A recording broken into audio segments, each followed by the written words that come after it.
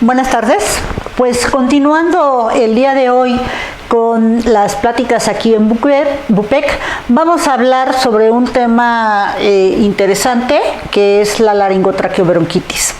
Cuando hemos enfrentado, algunos de nosotros, como médicos de primer contacto o como pediatras, la lectura y la atención de estos casos, también lo hemos conocido como CRUP, y ahorita vamos a ir definiendo históricamente por qué se llama de esta manera.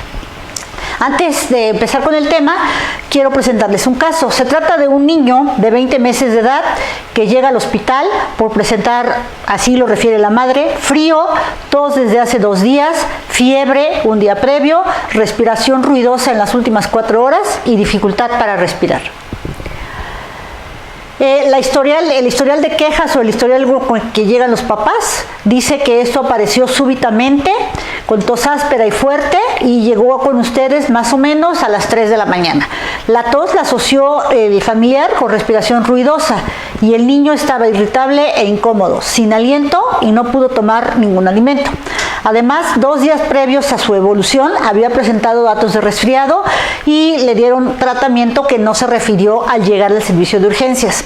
El paciente presentó temperatura de 39 grados y los padres refirieron antecedentes de dificultad para tragar. Como antecedentes importantes, era el único hermano de un matrimonio no consanguíneo que nació de término, con parto normal, pesó al nacer 2.800 gramos, no hubo ningún evento postnatal significativo para el padecimiento actual, le dieron seno materno durante 6 meses y la lactación la iniciaron a la edad de 4 meses. El niño consumía alimentos con la familia ya al año de edad. Sus hitos del desarrollo estaban normales y estaban con correcta inmunización.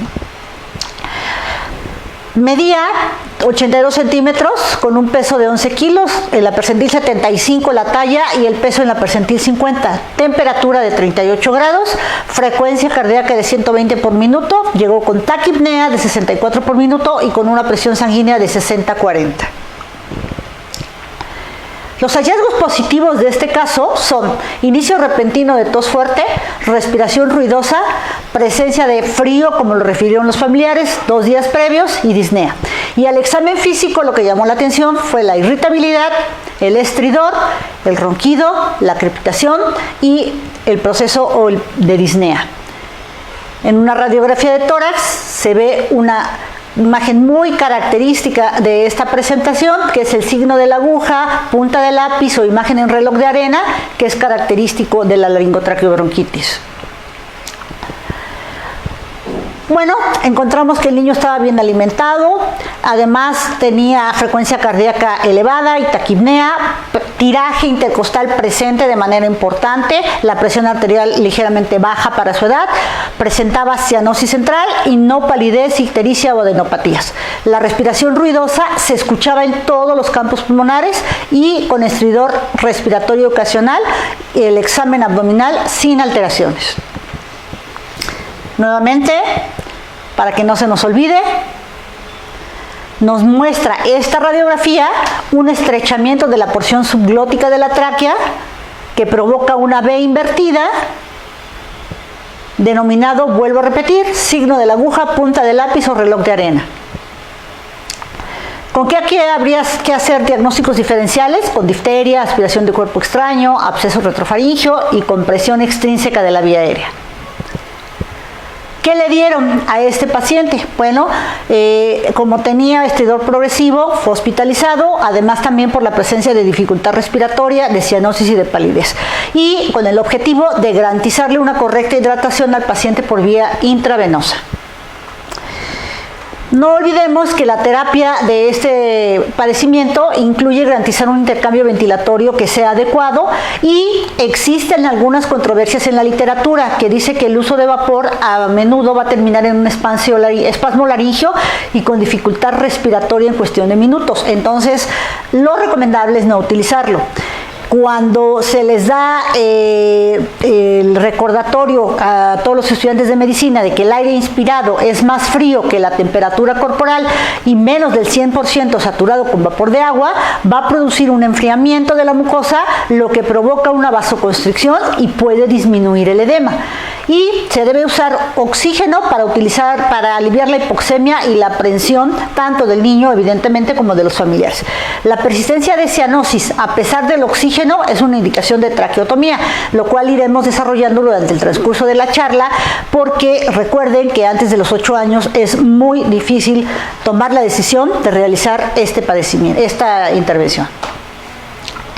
No se debe manipular al paciente porque esto puede conducir a espasmos laringeos.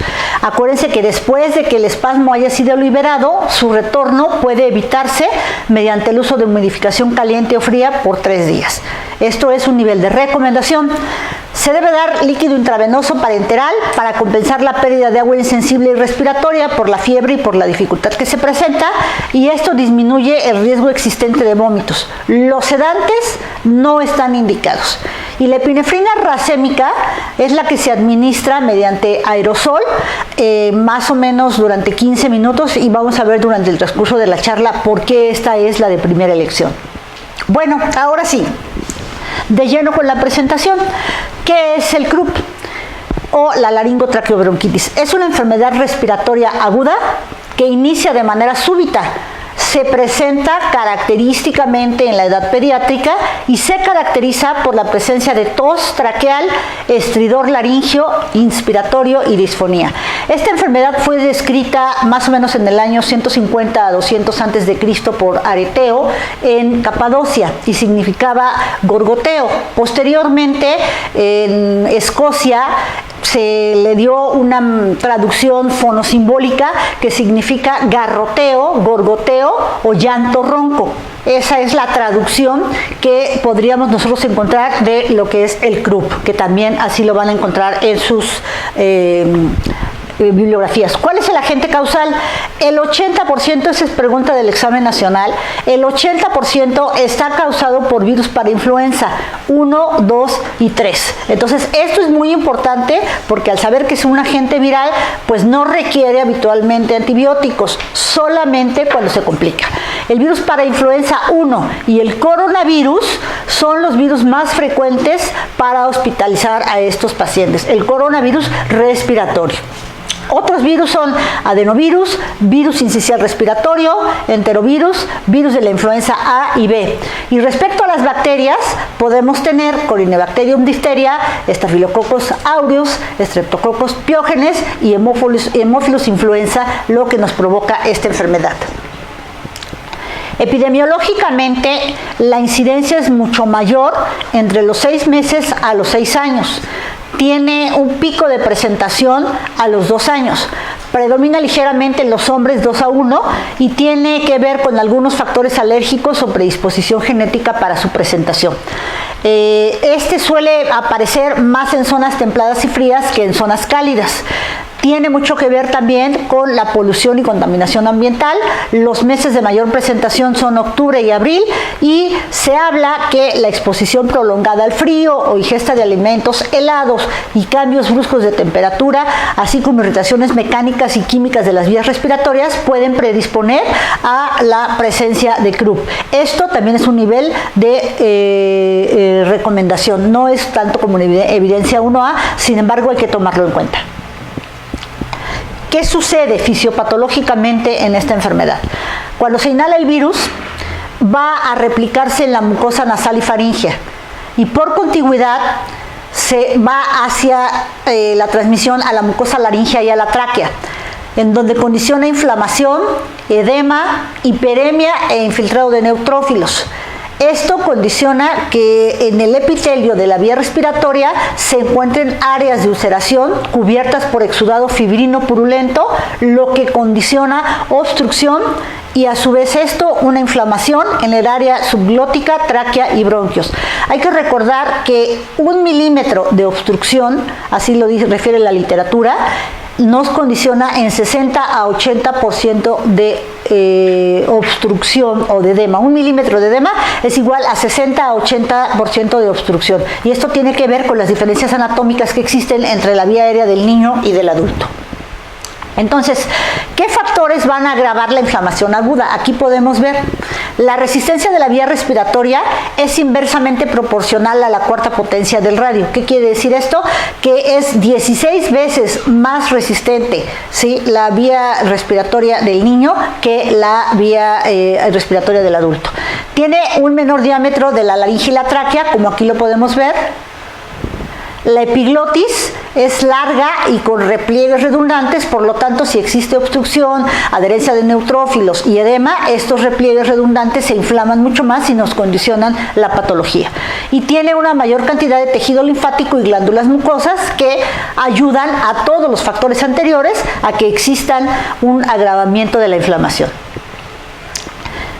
El cuadro clínico del CRUP o de la laringotraqueobronquitis está caracterizada por estridor laríngeo, que en un principio puede ser inspiratorio, pero se puede volver expiratorio también dependiendo de la gravedad. Disfonía y tos traqueal. A la tos traqueal también se le ha denominado como tos perruna o tos de foca. Entonces no se nos olvide estas tres características: estridor laríngeo, disfonía, tos traqueal, tos perruna o de foca, y el estridor laríngeo principalmente inspiratorio y posteriormente se vuelve expiratorio. El cuadro clínico suele iniciar con irritación nasal, tos, odinofagia y afectación al estado general, y puede cursar con fiebre de hasta 39 grados. Más o menos 48 horas después de esto se inicia la disfonía, la tos, el estridor y la dificultad para respirar, que se agrega si no tratamos adecuadamente esta situación. Y puede disminuir el murmullo vesicular y se agregan entonces estertores bronquiales. No se nos olvide el periodo prodrómico, la irritación, la tos, la odinofagia y el malestar general. Lo segundo, la disfonía, la tos grupal, el estridor laríngeo y la dificultad respiratoria. Lo tercero, la disminución del murmullo vesicular. Y lo cuarto, conforme va avanzando esta enfermedad, la presencia de estertores bronquiales. Vamos a escuchar este video para que ustedes vean. ¿Cómo le hago? Ahí está.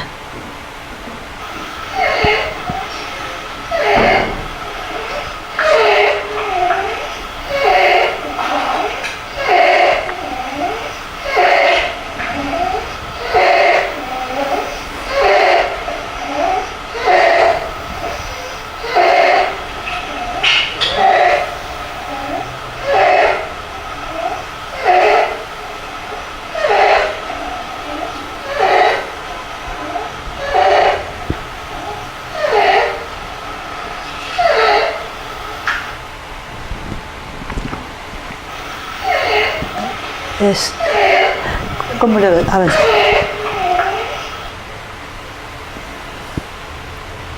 Muy bien. La escala se clasifica en leve, en donde existe tos traqueal ocasional, estridor no audible en reposo y no hay tiraje intercostal. Se clasifica el CRUP como moderado cuando existe tos traqueal frecuente, estridor en reposo, tiraje intercostal y no existe agitación. La severa, cuando hay frecuente tos traqueal, estridor inspiratorio y expiratorio, que son constantes, severo tiraje intercostal y agitación. Y cuando nos habla esta escala de la falla respiratoria inminente, existe tos traqueal, estridor audible en reposo, tiraje intercostal, letargia, disminución del estado de conciencia y presencia de cianosis. ¿Qué tan grave puede estar esta enfermedad? Obviamente va a depender de en dónde se clasifique y de la puntuación que les den. Aquí, esta escala de Wesley, para valorar la severidad del CRUP, nos da la puntuación. Si no hay estridor expiratorio, nos da una puntuación de 0. Si es el reposo audible con el estetoscopio, una puntuación de 1. Si es el reposo audible sin el estetoscopio, una puntuación de 2. Respecto al tiraje, si no hay tiraje es 0. Si es leve, 1. Si es moderado, 2. Y si es grave, 3. Cuando hablamos de la ventilación, con la entrada y salida del aire, si es normal es 0, si está disminuida es 1 y muy disminuida es 2. Respecto a la cianosis, si no hay cianosis es 0, con la agitación se presenta esta, se le da 4 puntos, vean cuánto sube la cianosis, el reposo 5 puntos. Y respecto al nivel de conciencia, si está normal, 0 puntos, y si está alterado, 5 puntos. La primera manifestación del sistema nervioso central de un niño a la hipoxia es la irritabilidad. Y entonces la severidad de la escala de Wesley será leve cuando su puntuación sea menor o igual a 3, moderado cuando su puntuación sea de 3 a 7, y grave o falla respiratoria inminente cuando su puntuación sea mayor o igual a 7.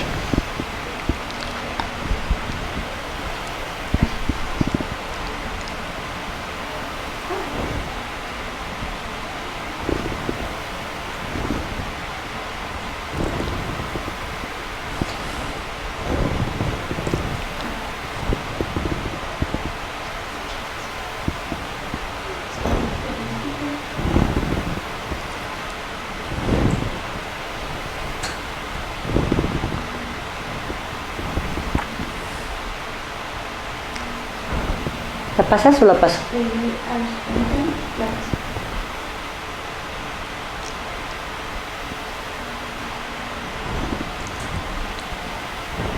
Ahí está.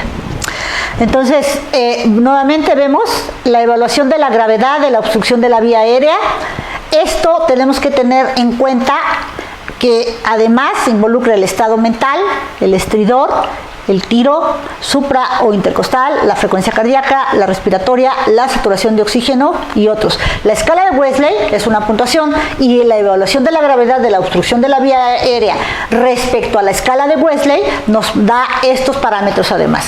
Si el paciente tiene un estado mental normal, no hay estridor, no hay tiraje, la frecuencia cardíaca es normal, la frecuencia respiratoria es normal, el niño puede hablar y comer, ojo, esto es muy importante porque de esto depende el tratamiento que se le tenga que dar, y tiene una saturación mayor al 95%, hablamos que la obstrucción es leve. Si la obstrucción es moderada, el paciente estará ansioso, el estridor es audible en reposo, hay tiraje presente, la frecuencia cardíaca está aumentada para la percentil, por lo menos 2 desviaciones estándar arriba de la percentil 90 para su edad. Hay ya limitación para hablar y comer y la saturación se encuentra entre el 92 y 95%. Si la obstrucción es grave, el estado mental estará agitado, ya se ve exhausto, hay estridor intenso, los tiros intercostales o supraesternales son mucho más marcados, la frecuencia cardíaca está mucho más aumentada, hay ya una respiración jadeante y aumentada, la saturación estará menor al 92% y se agrega palidez e hipotonía.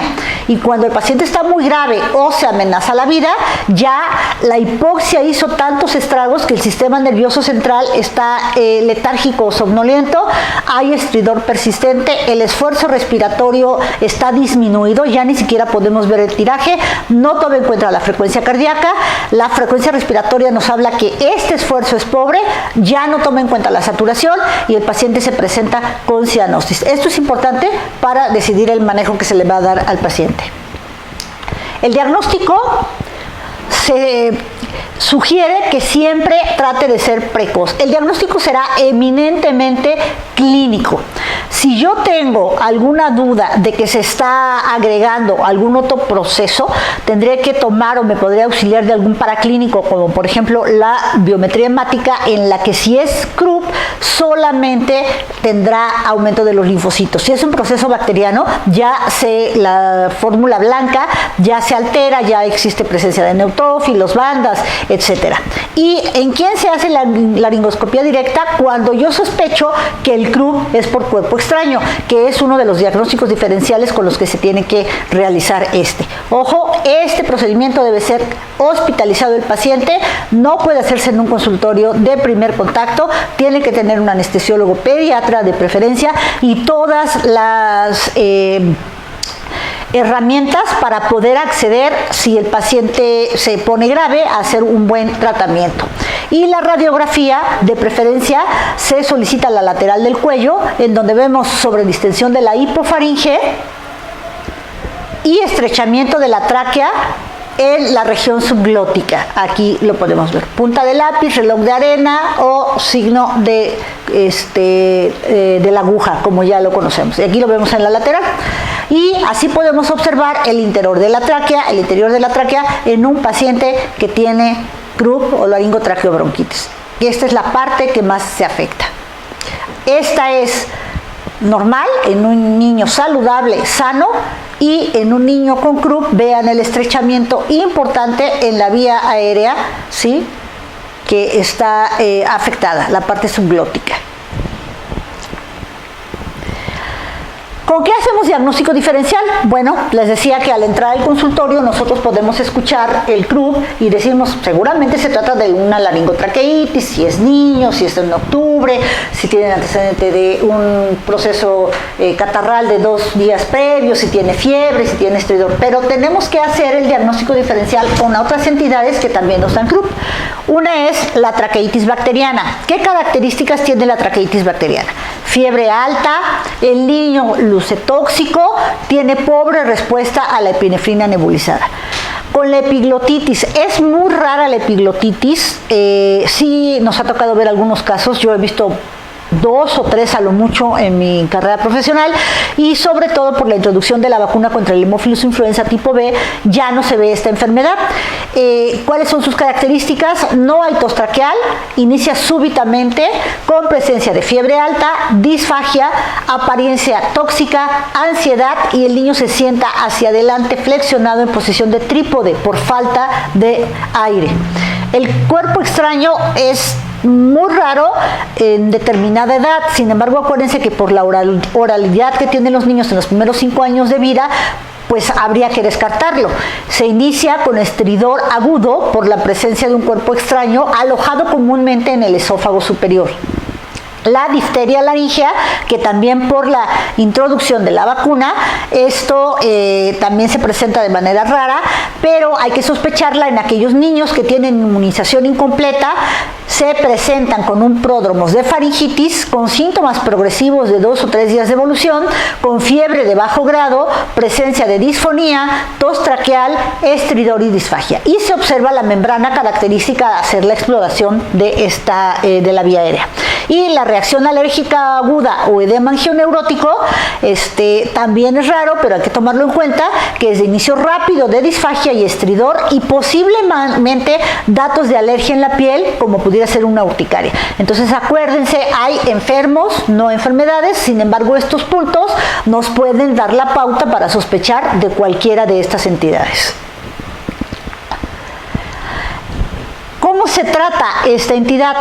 El tratamiento puede ser en 2 vertientes, el no farmacológico y el farmacológico.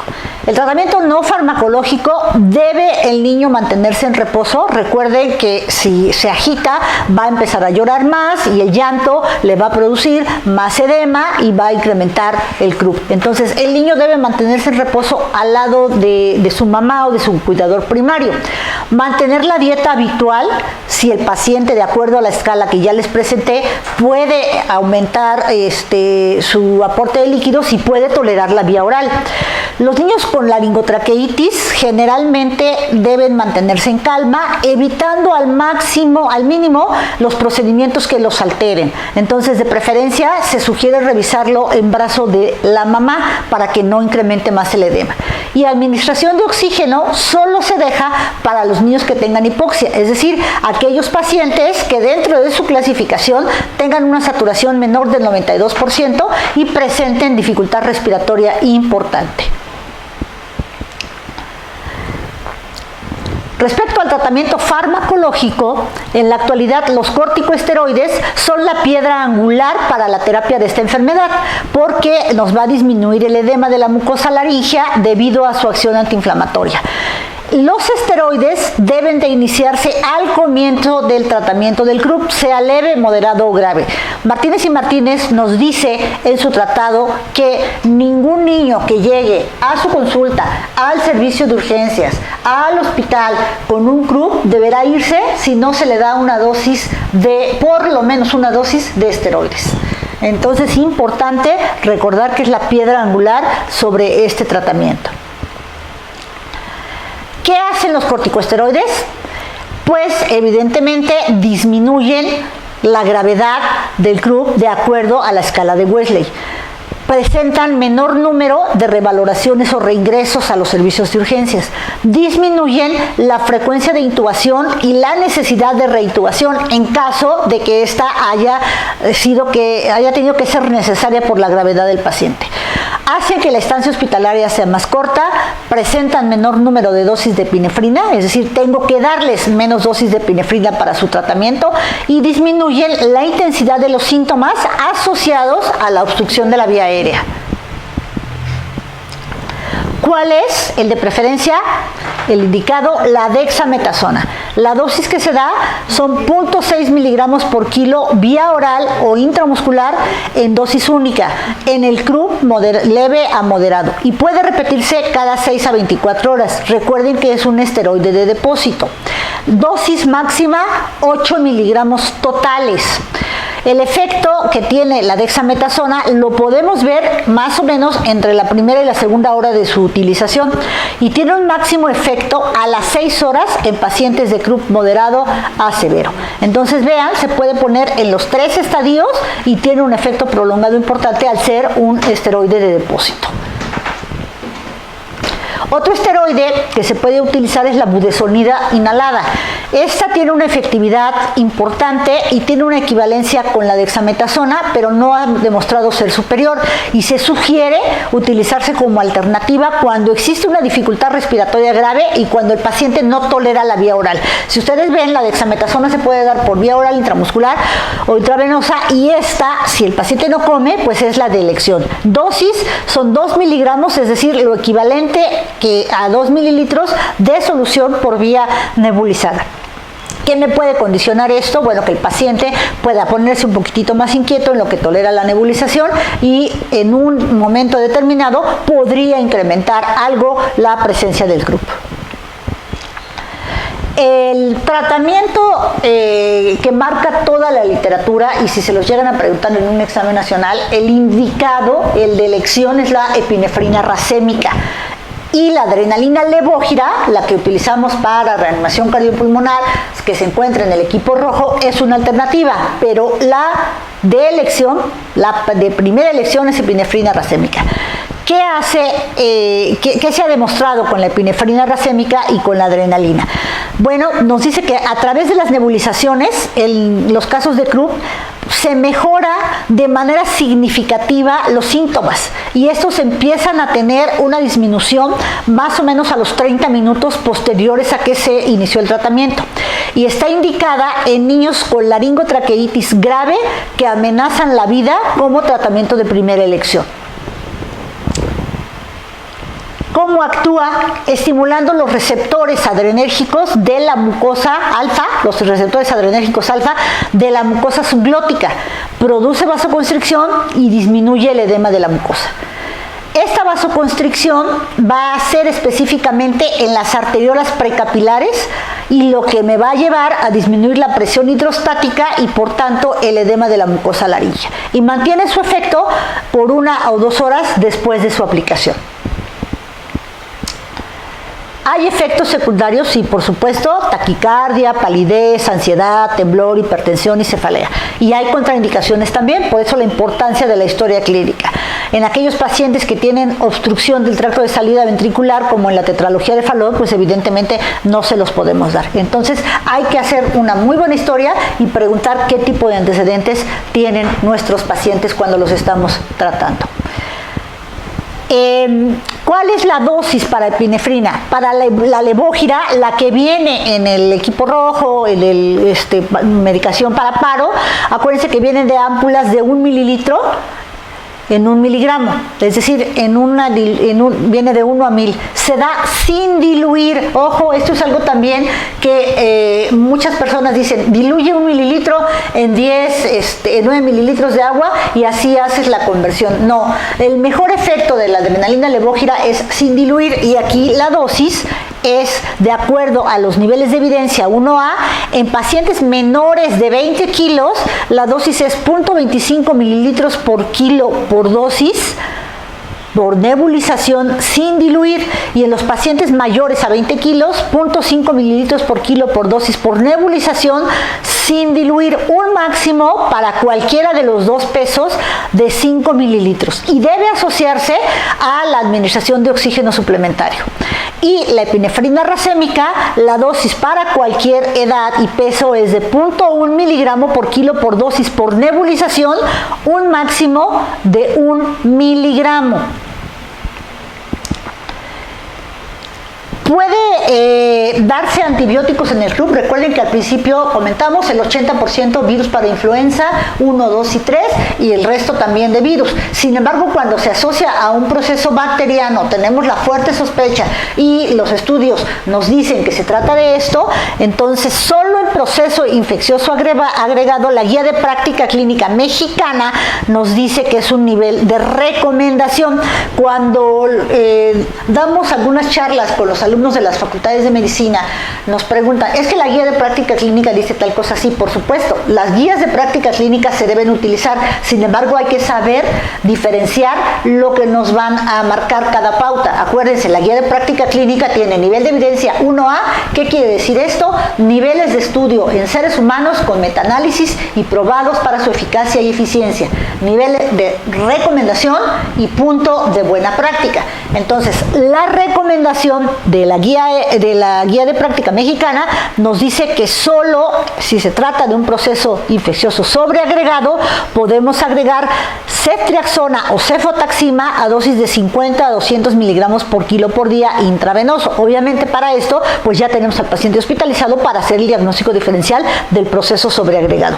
Y cuando se maneja la vía aérea artificial también es un punto de recomendación cuando el paciente tiene cianosis, y siempre debería de ser por tubo nasotraqueal con 0.5 a 1 milímetro menos de lo que le toca para su edad. Si el problema del CRUB es el edema que existe, pues con un tubo endotraqueal o nasotraqueal que permanezca mucho en la vía aérea, yo voy a incrementar ese edema. Por eso es que se recomienda por poco tiempo y 0.5 a 1 milímetro menos. Y esas serían sus indicaciones, sobre todo cuando ya hay una vía aérea muy compleja, muy complicada o muy alterada. Y la traqueostomía, cuando no se pudiese hacer un acceso de este tipo, pero evidentemente tenemos que evitarla, porque no se recomienda hasta después de los 8 años. Si hacemos antes de los 8 años, los niños están condenados a posteriormente hacerles plastías traqueales y el pronóstico pues no es tan bueno para ellos. Por lo tanto, entonces tengo que conocer perfectamente la escala de Wesley, la escala de obstrucción de la vía aérea, para saber atender a un paciente justo en el momento antes de que se vaya a complicar. ¿Qué nos dice el algoritmo para el abordaje de los pacientes? Cuando la laringotraqueitis es leve, acuérdense, hay ausencia de estridor y de dificultad respiratoria o bien dificultad respiratoria leve. Manipulación mínima, de preferencia mantener al niño en brazos de la mamá, dar dexametasona 0.6 miligramos por kilo vía oral, máximo 8 miligramos. Si hay buena respuesta, egresarlo y manejar en casa, y dar educación a los padres sobre las medidas que tiene que tener y sobre los datos de alarma. De acuerdo al moderado, si hay estridor con dificultad respiratoria en reposo o agitación, igual manipulación mínima, mantener confortable al paciente, dar dexametasona 0.6 miligramos vía oral y observación para el leve, no lo puedo dejar ir a su casa, observación durante 2 a 4 horas en el servicio de urgencias. Si hay buena respuesta, se egresa y se dan medidas de alarma al familiar. Si hay mala respuesta, ¿cuál sería mi acción? Tengo que ver que el paciente tenga falta de mejoría a la dexametasona. Si persiste la dificultad respiratoria moderada, si persiste el estridor en reposo, entonces tengo que hospitalizar y administrar ya epinefrina nebulizada, racémica de primera elección o levógira como segunda elección, y lo observo por 24 horas. Si hay buena respuesta, se va a su casa con educación sobre datos de alarma a los padres.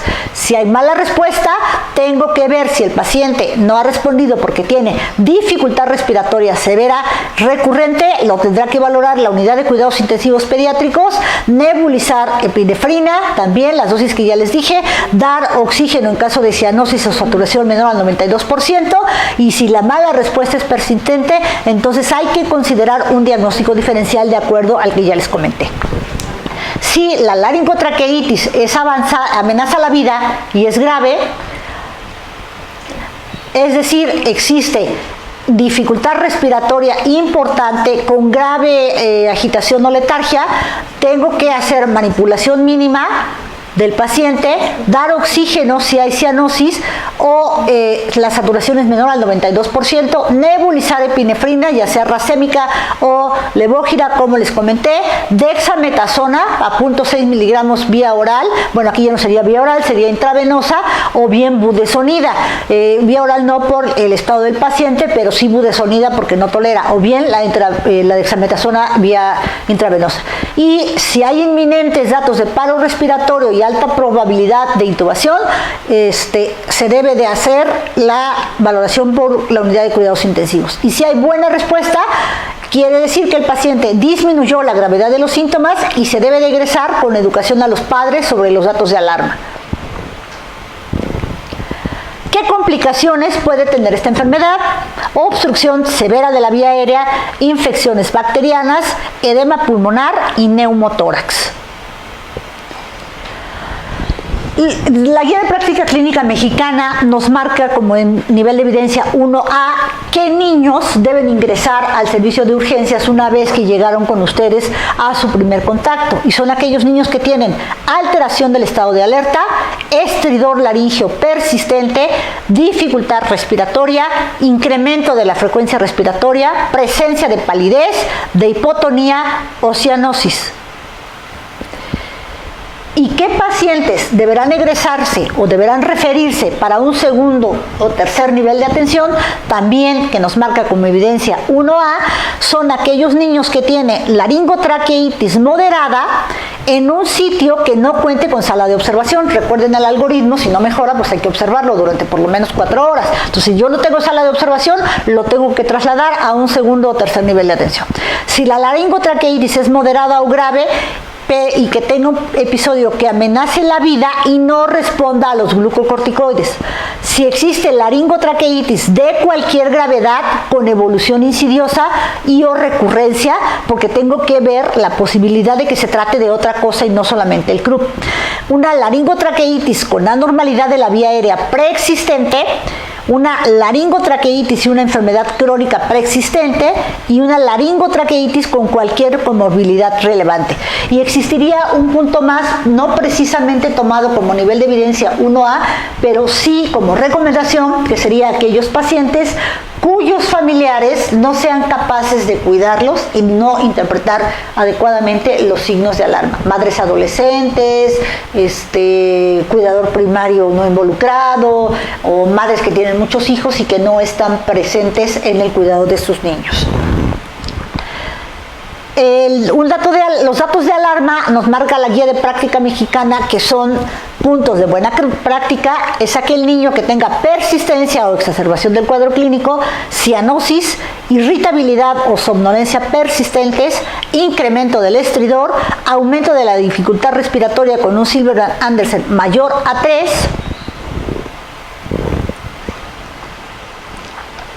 y nuevamente les pongo este cuadro para que no se les vaya a olvidar la evaluación de la gravedad de la obstrucción de la vía respiratoria. Se la tendremos que explicar a los papás o a los cuidadores primarios en su lenguaje respecto al estado mental, al estridor, al tiraje, a la frecuencia cardíaca, a la frecuencia respiratoria, a la saturación y algunos otros datos que se pueden presentar. ¿Qué otros signos y síntomas también de enfermedad grave debemos tener en cuenta? Cuando la dificultad respiratoria en los menores de 3 meses tenga quejido, tiros, cianosis, estridor con síntomas de laringotraqueitis que no mejora con medidas conservadoras y taquipnea por arriba del 60% por minuto.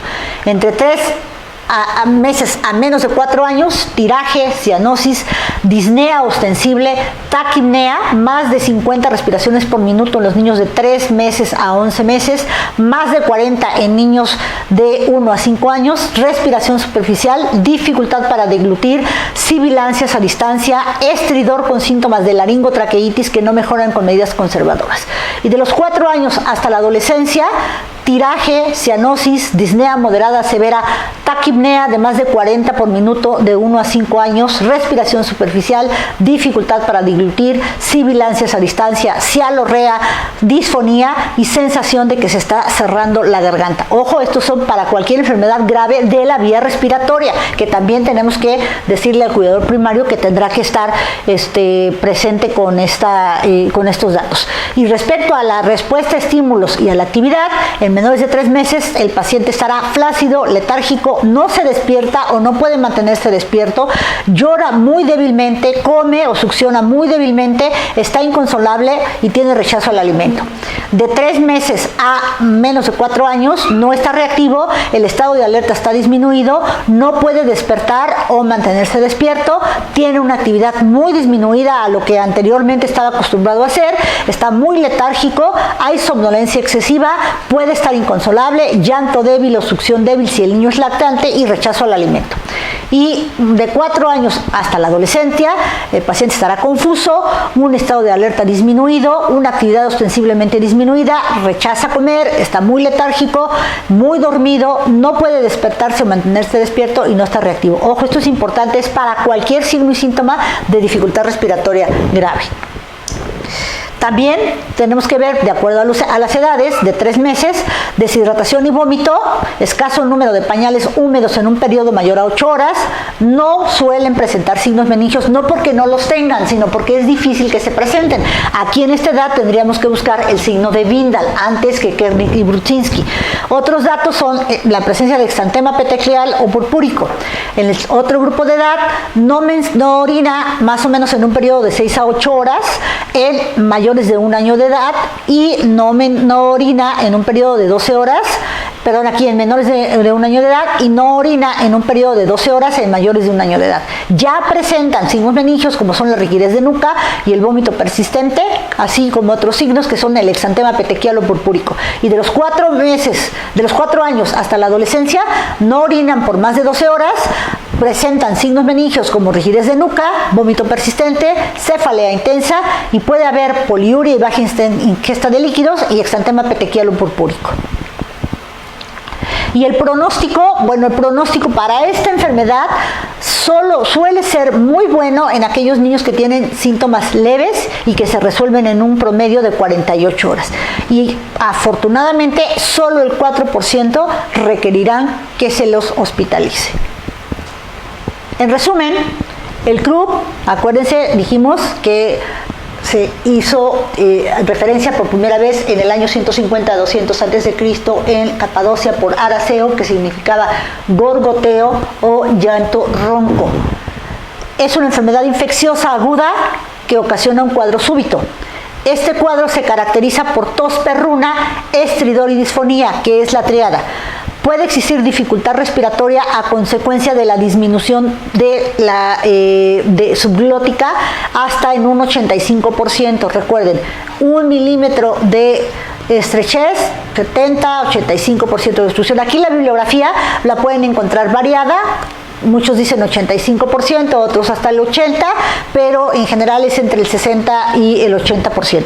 Los agentes causales en su mayoría son los virus de la parainfluenza 1, 2 y 3. El diagnóstico es clínico y el mejor auxiliar será la radiografía torácica si tengo duda. El primer paso para la evaluación siempre va a ser evaluar la vía aérea y su integridad. Y se debe evitar un distrés agregado y siempre aportar confort al niño. La mayor parte de los casos ceden administrando dexametasona 0.6 miligramos por kilo por vía intramuscular. Y les dejo las referencias bibliográficas por si les interesa revisar. Muchas gracias. Y si hay preguntas, te las contestaré. La primera pregunta que hicieron fue: buenos días. Buenos días, tengo una pregunta. ¿Cuál es la influencia de someter a cambios de temperatura ambiental bruscos y el consumo de alimentos muy fríos para el desarrollo del croup u otras patologías de vías respiratorias?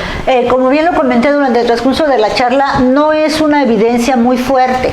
Se recomienda no someterlos porque el cambio de temperatura los puede poner irritables, y al ponerlos irritables empiezan a llorar, y al llorar pues empieza la ronquera, y con esta ronquera el estridor, y aumentaría el croup. Pero no hay una evidencia sustentable que los alimentos fríos y que los cambios bruscos de temperatura puedan incrementar el croup. Sí hay una evidencia en que los cambios bruscos de temperatura pueden incrementar a que el niño sea más propenso a infecciones de vías respiratorias superiores, que dentro de las cuales pudiese estar el croup, pero una evidencia fehaciente, fuerte, con una punto 1A, no existe. Doctora, ¿hay evidencia de mejoría al tratamiento con humidificación o vaporización para evitar la desacasización de secreciones? No, tampoco hay una evidencia muy fuerte, o sea, no 1A, es un punto de recomendación que marca también la Guía de Práctica Clínica Mexicana. La humidificación hace precisamente lo que están comentando, pero la humidificación a veces, cuando lo quitas de ahí, puede condicionar que, como el niño siente un confort, empiece a llorar más y incremente el croup. Y otro riesgo muy importante son las quemaduras, porque no miden la temperatura del agua, y el vapor del agua también puede irse a la vía aérea y los puede quemar. No existe una evidencia fehaciente de eso. Otra situación que dicen, bueno, es que el hielo, que es vasoconstrictor, sí, también el hielo puede ser vasoconstrictor cuando no responden, por ejemplo, a la dexametasona, a la budesonida, a la epinefrina. Se puede poner hielo en un nebulizador o poner oximetazolina 2 gotas por kilogramo de peso para disminuir el edema. Sin embargo, el hielo lo que te hace es que te puede condicionar vasoconstricción, y después pues ya no sabes qué estás tratando, si el puro croup o un fenómeno agregado de vasoconstricción a nivel bronquial. Buenos días. Una pregunta. En estos tiempos de COVID-19 veo en guías de práctica clínica la descripción de nebulizaciones por proceso de aerosoles.